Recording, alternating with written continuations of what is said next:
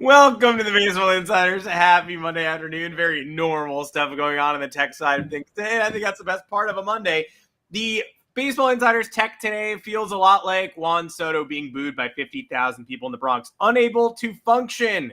We will talk about that and plenty more on today's show. Welcoming back FanSided's MLB insider, Robert Murray, who is here at an interesting time in the baseball news cycle crossroads where we have to talk about the legitimacy of a Paul Skenes trade, the Dodgers cutting bait on a former fan favorite and playoff hero just before hitting 10 years of service time, and the Red Sox moving one of their top prospects and Rookie of the Year candidate to first base. Maybe. So much weirdness. We're here to answer all your questions and take them. And yes, we do see you, Justin, asking about a Skenes trade, and I want so badly to tell you to stop asking about that, but I can't tell you to stop asking about that because we actually have to talk about it.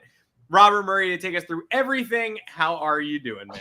I'm doing really well. It feels good to be back. I was on a week-long fishing trip in Ohio, but now I'm returned to Arizona, did the 26-hour drive with Cooper, and there is just absolute mayhem happening in baseball and the rumor mill and all sorts of different stuff. So I'm very excited to talk about this. I'm very excited to debate people. I'm very excited to just kind of light the world on fire. So let's get weird.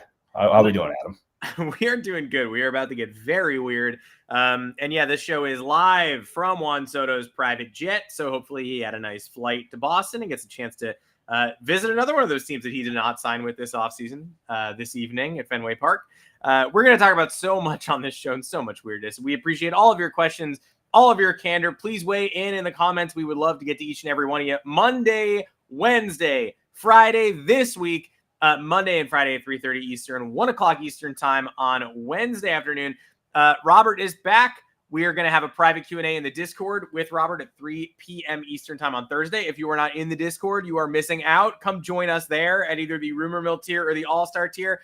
We are 2.5 months away from the trade deadline, the best 2.5 months of the Baseball Insiders calendar until you get to November, December. And you know what? There are a lot of fun months, but these are some pretty good ones. You're going to want to be here for the deadline shows, and you are definitely going to want to be in the Discord. We're going to be changing up our schedule the next couple weeks before all of that hits the fan, but we are going to be full throttle, not like Craig Breslow, when the trade deadline is actually on the horizon. So join us for that. Also, you're going to want to subscribe to the Moonshot if you have not.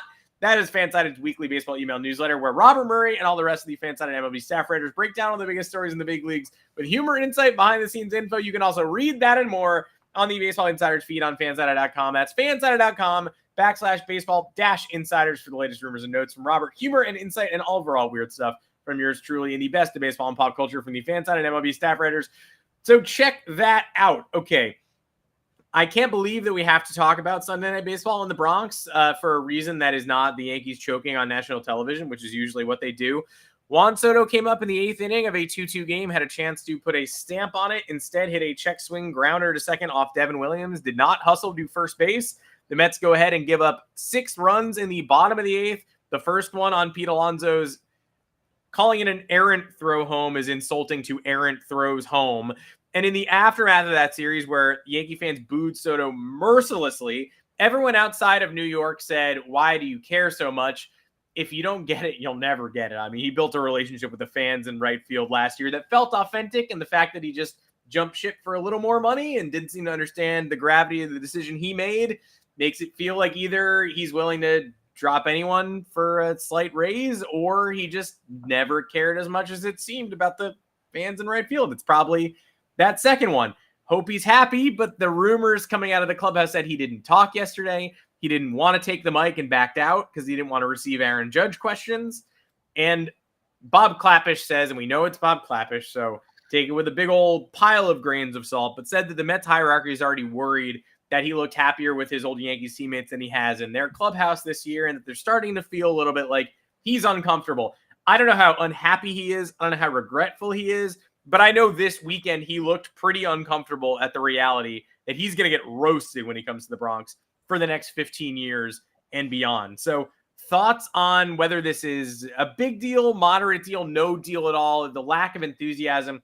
Is this something or nothing? He's still having, by the way, a 136 OPS plus start. He's a great baseball player. He's going to continue to be one.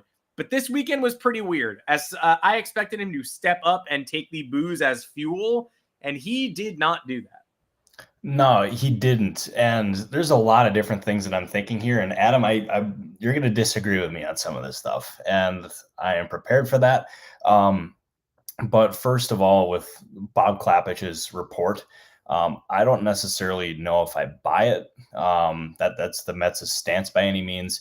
Obviously, like, he's got relationships in that building in the Bronx. He is going to be comfortable with those guys, and he is going to get comfortable with the Mets. He is in a really, I mean, it's a situation where I think anybody would want to be in this, where you have $765 million, have the ability to get to $800 million. Like, it's a great situation he's got there, but it takes time to get comfortable. It's a lot of pressure that he's facing with a contract of that magnitude, and he's still performing. So I would not be concerned if I was the Mets by seeing that. So I'm not really kind of worried about that by any means. But I also, like, I know this is going to be a very unpopular opinion, but I don't understand why Yankees fans are as upset as they are. Because it's not like Soto came up with the Yankees. He was there for 8 months, and he performed really, really, really well. And he had the opportunity to land the biggest contract in baseball history. He did so. The Mets offered him more money. It was a better contract overall. They gave him essentially everything that he wanted. The ability to get to $800 million. Just overall, it was too good of an offer to really turn down.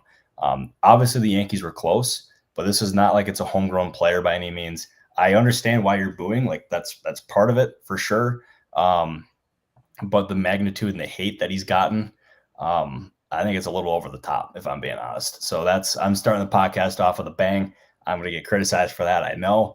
But it's too much in this scenario. If this was a player that had come up with the Yankees in their farm system and all of a sudden had all these years in the major leagues, and then left for the crosstown rival, then I would be like, okay, and then I totally get it. But after 8 months, come on. No, I don't think so.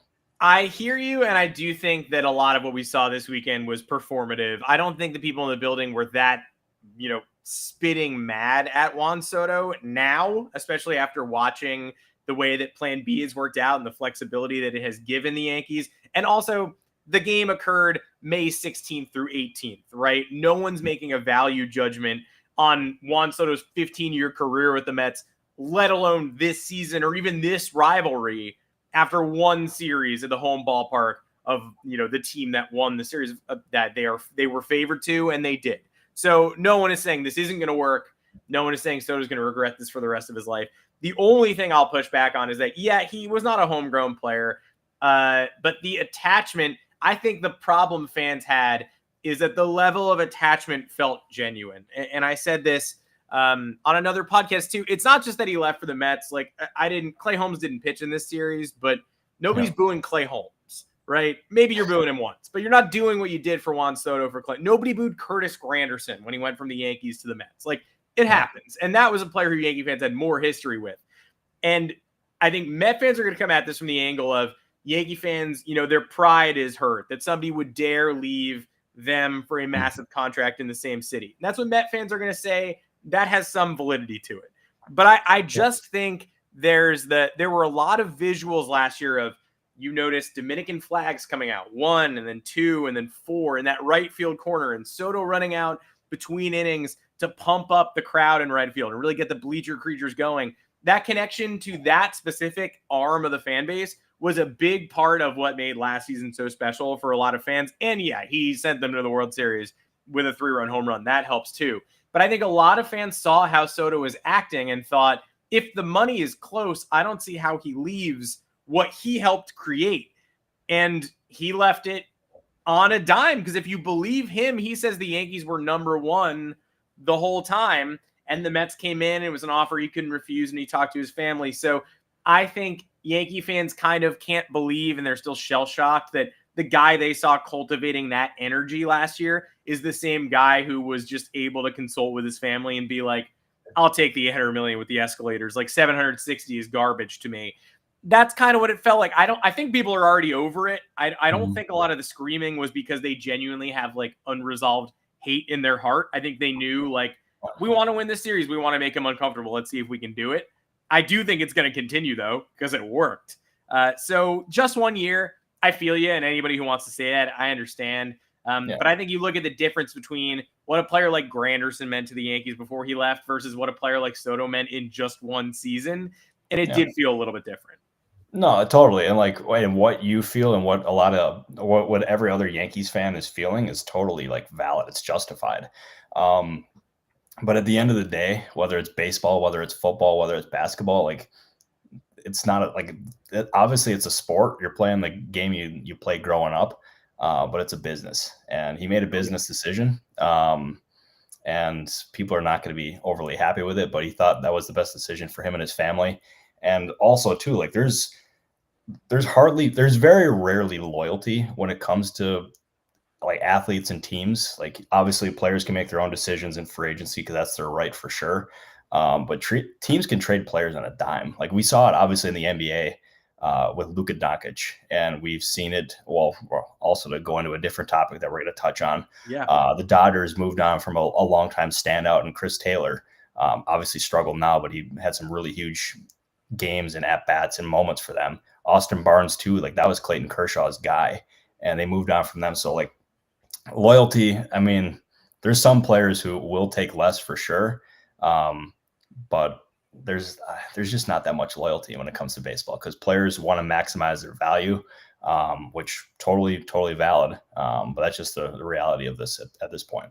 That leans perfectly into what we were going to talk about next, because I do think it's not odd that the Dodgers chose to move on from two longtime players in Austin Barnes, Clayton Kershaw's personal catcher, and then Chris Taylor yesterday, just short of the 10-year milestone. He will get that. He will, he'll reach the 10 years.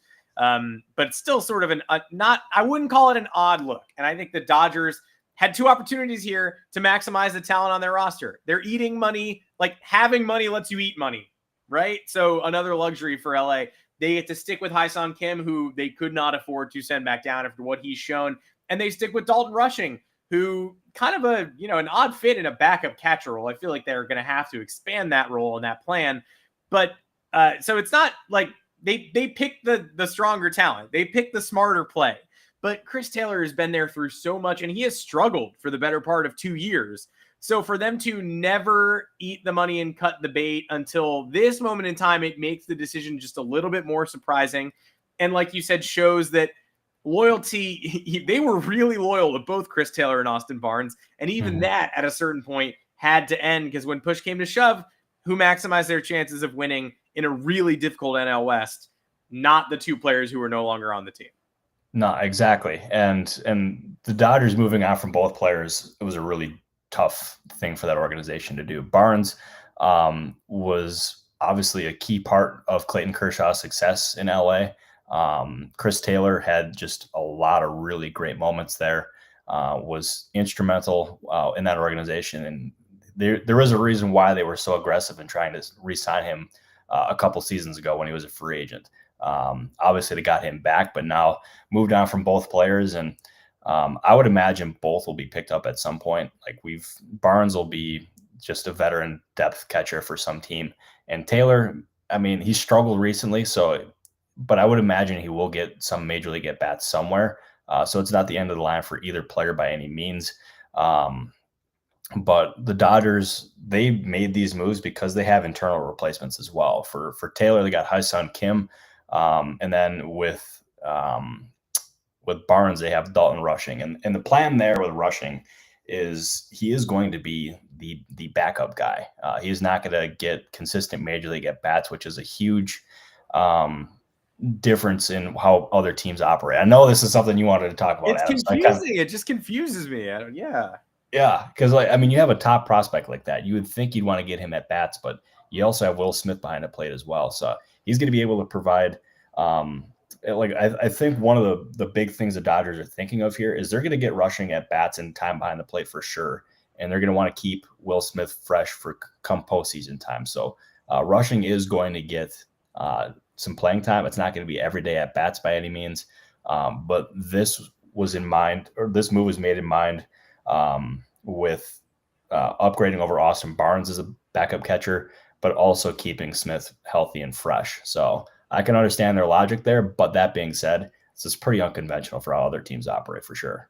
Yeah, and I think left field reps, I mean, if Teoscar Hernandez was going to be out longer, then you can open that up a little bit for Rushing too. But yeah, I mean, for years I've sort of said, like, what are they going to do with Dalton Rushing if he's this good and this talented, and he seems to be, but they're set at first with Freeman, and they're set behind the plate with Smith, and they're set in the outfield. What the hell are you going to do? Like, they have elevated him, and they've decided big league reps and a backup catcher role at this point in time, according to Dave Roberts, is more important and a better use of him as a resource than getting consistent reps in AAA. And I can't argue with that because he is too talented to be hanging out below, at the AAA level.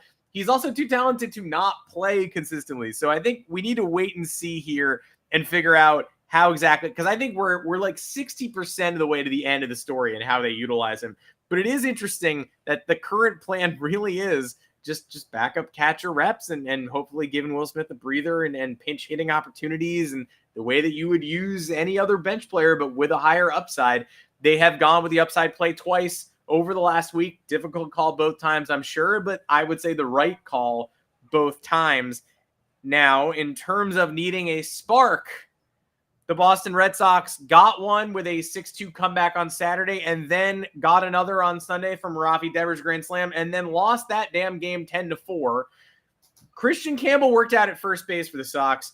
He's not in today's lineup, which is strange, but that makes you think, that is an unconventional solution, a position that Campbell has not played. Another piece in a weird puzzle for Boston, who brought in the guy who's going to finish top 3 in MVP and Alex Bregman, and unsettled the entire rest of their roster while doing it, even though they got like a 35-homer bat in there who's been everything they could have wanted and more. Now they have no room for Yoshida. Now they have Devers mad and raking. Now they have no room. They might need to trade an outfielder to clear space for Rowan Anthony. It's all a mess. And now you might have Campbell at first base while Tristan Casas is down and Marcelo Mayer at second. I think it's a strange move, but it is the right move.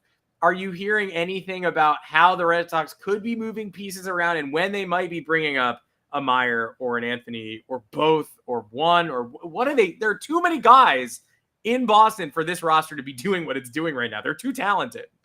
Oh, 100%. And I think it was my first day of vacation when I saw Devers' comments. And if I'm being real, I thought it was like an MLB on Facts account thing, or the Talking Baseball parody account. I was thinking it was something not real. And then I saw that it actually was real, and I was blown away by those comments. And like, you would think that would be the natural option for them, but obviously Devers is not okay with that, and he really kind of let the front office have it publicly, and probably privately as well. But that being said, I can't say I've heard anything about them promoting any of their top guys. I don't think it's going to be in a Roman Anthony situation, because I don't know if they're going to want to move him there. But I do think I tweeted about him yesterday, and Dom Smith would be a really interesting name here. And he had familiarity with them last year. He would perform quite well. He's on the Yankees right now in their minor league system. He's doing very well. He's hit 4 home runs in his last 8 games. I wonder, like, I don't know if he's got like an opt-out by any means, but if he does, and if the Red Sox were interested, maybe that could be a really intriguing situation there where they can add him, at least get by, and at least gives you a little bit of time in order to figure this thing out, because their first base situation now with Tristan Casas out for the year is an absolute mess. And we'll see exactly what they end up going with here. But I don't even know if they have the answers internally at this point. Abraham Toro looks good, though. No, I think Brewers legend. Yeah, Dom Smith would be a great. I was surprised that they didn't jump at that maybe even earlier. Although trepidation dealing with the Yankees, but you shouldn't be trepidatious considering the number of times they have ripped off the Yankees talent in recent years, from Carlos Narvaez to Richard Fitz to giving up anything for Alex Verdugo looked like a huge win, and they got a potential rotation piece. So you shouldn't be hesitant to deal with the Yankees even on a small basis like this. You could usually get a piece that'll help you out. All right, let's go to the biggest disaster in baseball this week, maybe, I guess. We talked to Scott Braun about this on Friday, and if anyone has not watched that rant, it is incredible. So I recommend you go back to Friday's show. Not now, but eventually you should watch it. Somehow things got worse for the Pirates and Bob Nutting's Pirates and Ben Cherington's Pirates between that point in time and now. That point in time, we were talking about Eric Kratz getting the ball rolling on saying you are failing Paul Skenes. Think about what you are doing. Think about what is best for your future. Jeff Passan went on the air and kind of entertained the notion of what a Skenes trade, in the grand schemes of things, a trade might look like. Really, really, truly bad, objectionable. But I said it anyway, and we can't. The past is the past. Not here to talk about the past like Mark McGuire. Sunday's game, they go ahead and let Skenes down again. It's more than they have even in recent. A 1-0 loss to Mick Abel in his MLB debut. Mick Abel buzzsaws the Pirates. One of the best, one of the cleanest debuts we've seen. The Pirates lineup put up no resistance. The 1-run scores on a beaten out double play ball. Skenes after the game is just staring out from the dugout. His teammates are filing back into the locker room. He's just staring. He can't believe he threw a complete game and lost 1-0. The offense just, and strikeout swinging in the ninth against Jordan Romano, who is someone I've been told was on the downward swing. The Phillies lose their closer in Jose Alvarado that morning, and they come out and just shut down the Pirates' bats. Jared Jones, last night it comes out, no decision is final, but Pirates sources are reporting that it's possible that he is about to have Tommy John surgery after trying to avoid surgery and rehabbing this UCL sprain. We have to go full teardown in Pittsburgh, right? And what does that look like to you? Like, it can't be trading Skenes now. I know we got questions about that.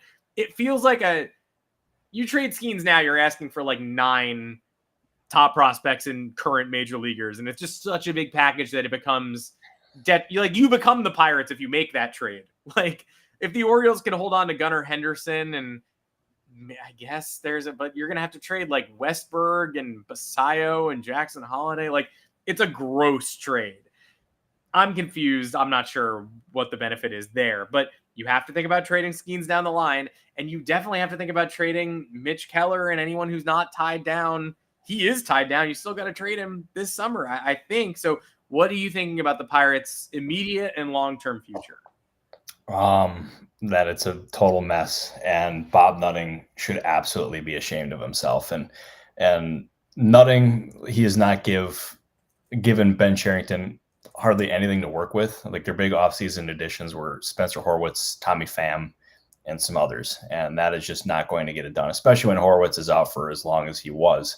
But like, that being said, it's not been a good job at all by Ben Cherington. Like, he's had plenty of misses here. They obviously fired Derek Shelton, but at this point, if you're that organization, you probably have to consider a total teardown come the offseason here. And what that exactly looks like and who they can bring in remains to be seen, but this is about as bad of a situation as it gets, and it won't get better until Bob Nutting has sold the team. And there's no signs that's going to be happening anytime soon here, which is a real shame here for Pirates fans, and I feel awful. And the fact that we even have to consider like when the Pirates are going to trade Skenes, like not if, but when, is actually crazy. Because I saw the tweet recently when he went 8 innings, allowed 3 hits, 1 run, 9 strikeouts. And I'm like, oh, he got the win. Then I looked and he lost 1-0. And I'm like, what the frick? Yeah. It's a total waste of a generational talent. And generational talent is way often overused. But Paul Skenes is exactly that. He is everything he was ever supposed to be, and then some. Like, he is awesome. He is everything that's good about baseball. And the fact that the Pirates cannot give him any support with a pathetic offense is pretty brutal. And the Pirates, they absolutely should consider a Skenes trade. It's not going to be a this year thing, but whether it's a year or 2 down the line, it's something they absolutely have to consider, because at this rate, with how little support he's getting from that organization, why would he want to re-sign there? Why would he want to sign an extension there? And it's not like Bob Nutting is going to shell out the money needed for an extension for Skenes.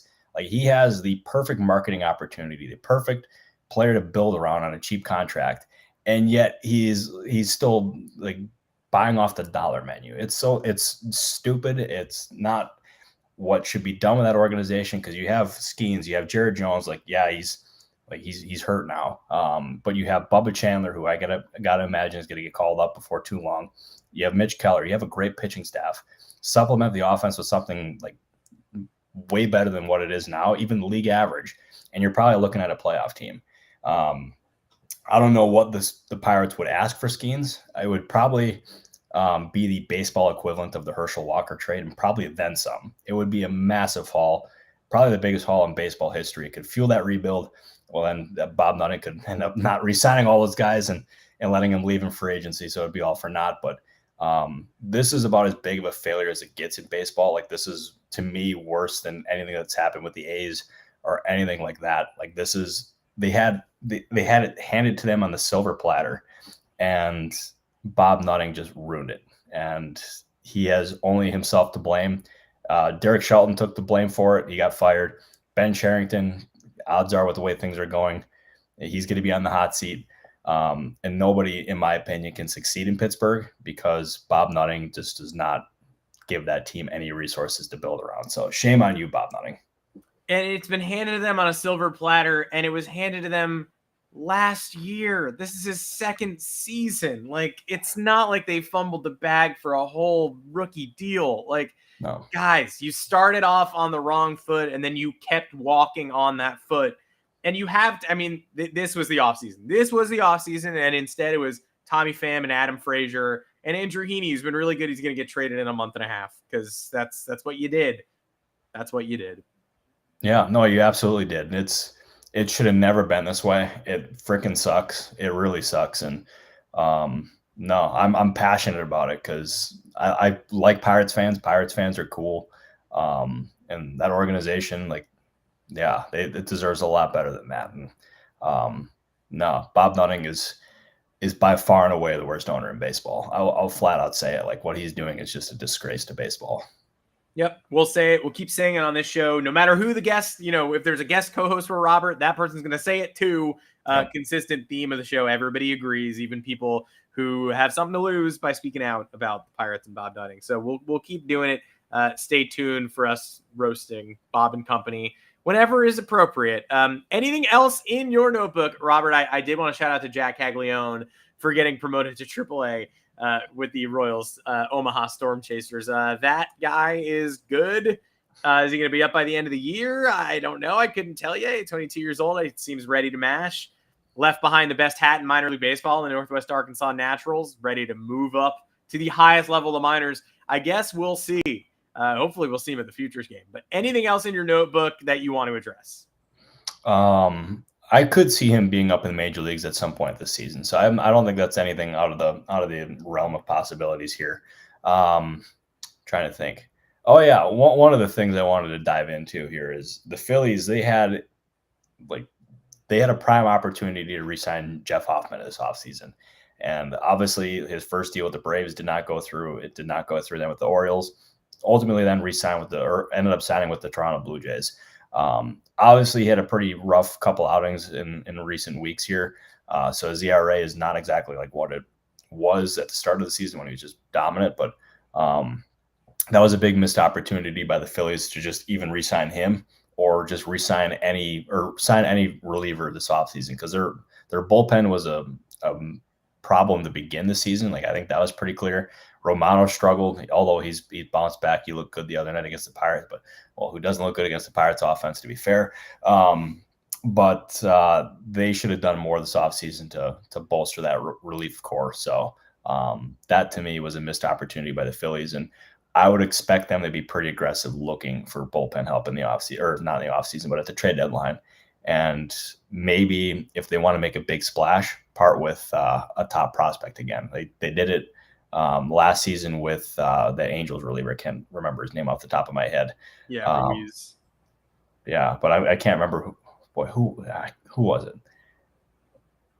But anyways, like they're going to need to do something like that. Carlos Estevez. Oh, there we go. Okay, yeah. I'm glad thank you for looking that up. I did it. It took a while. I can't believe my brain didn't get it either. But Carlos Estevez. Yeah, no, and they're going to have to do something like that again. Otherwise, it could be an early playoff exit for Philadelphia. And then they would be asking some really serious questions around that organization about what that future looks like for some of those players. Yeah, you can't keep taking that one step back. This Phillies core needs to advance past the division series this year. Otherwise, long-term questions doesn't even begin to cover it. We are close to the closure of a window, although not quite where we're at in Baltimore. Oh, well, yeah, one more thought before we sign off. Brandon Hyde's dismissal in Baltimore, and then they go on and get swept to finish off that, like, oh yeah, Brandon Hyde firing totally woke up the Orioles, totally answered for all of Mike Elias's weird roster construction and failure to build that rotation, and what had failure to backfill Corbin Burns' departure. So I can't think of a larger scapegoat than the 2023 AL Manager of the Year, who is definitely a guy managed with fire, and you hated to face him. And it's not, he's somebody who defended his players. It grated on you as a rival and an opponent, but you're talking about blame pie. Like, Derek Shelton, definitely a scapegoat.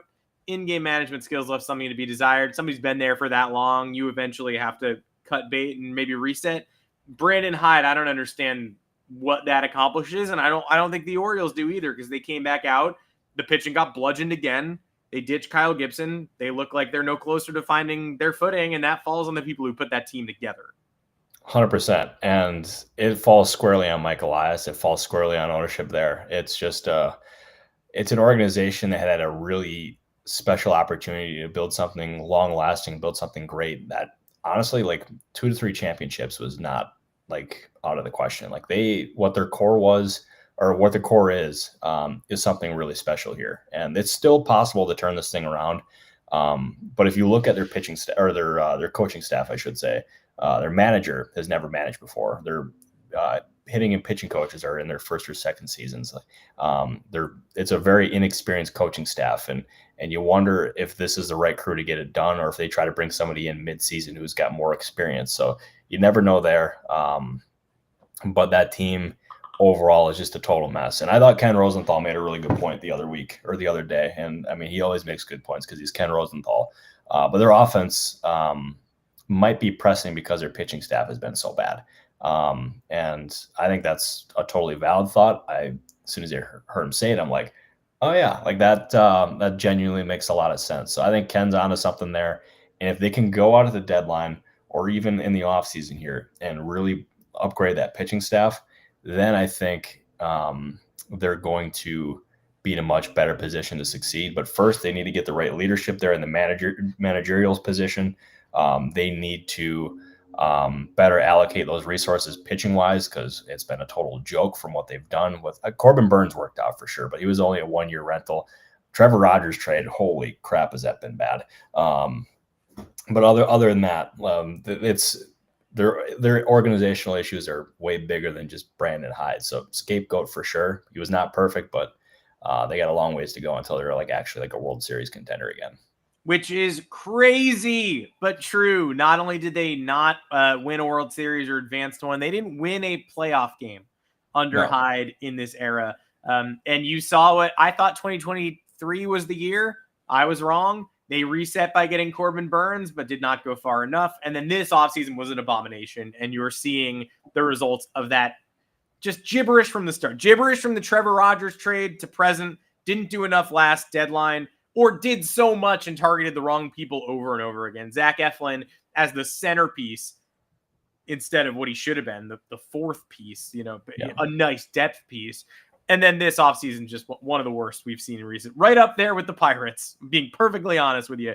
Andrew Heaney's better than Tomoyuki Sagano. So honestly, the Pirates had a better offseason than this year's Orioles. And that falls on Mike Elias and company, and not necessarily Brandon Hyde, who will get work soon. Thank you, everybody, for joining us. Really appreciate it. We will see you again noon tomorrow on the Prospect Show with Eric Cole and I talking about the draft, early draft preview. Show up if you want to get a little bit of education on what's going on as the college season wraps. We head into conference tournaments and the College World Series and all that. The NCAA tournament. We love that stuff. Robert and I will be back Wednesday at 1 o'clock Eastern, and then again at 3:30 on Friday. Then we're going to make a schedule change, but stick with us for the rest of the week. And Robert's private Q&A will be in the Discord channel at 3 o'clock Eastern time on Thursday. Robert Murray, thank you for coming back. I hope you enjoyed your time off. Baseball burned to the ground while you were gone. I can tell. I came back firing on all cylinders, so we feel good. Very, very happy to be back. Very glad that everyone here joined us, and I'm very excited to do it again on Wednesday. Adam, I appreciate you. Everyone in the comments, we appreciate you. Juan, our lovely producer, we appreciate you. And see you back here on Wednesday, Adam, huh? I will see you right back here on Wednesday, and I will leave us with this. I see a congrats to your Knicks in the comments. Congrats to your Celtics as well on a hard-fought series, but also Kobe Bryant mode. job's not finished. Eastern Conference Finals is nice. Job's not finished. So we'll see. I'll take the congratulations. We'll see what happens. I had low expectations last time. I continue to have low expectations, but am thrilled by what the team has done. Robert, it's great having you back. We'll see everybody here Wednesday afternoon, 1 o'clock Eastern time. Until then, join us for the Prospect Show tomorrow with Eric and I. See Robert again on Wednesday, and we will catch you right back here on this channel. Turn on your notifications if they're not on. You'll know when we're going live. Goodbye, everybody. Thank you, everybody.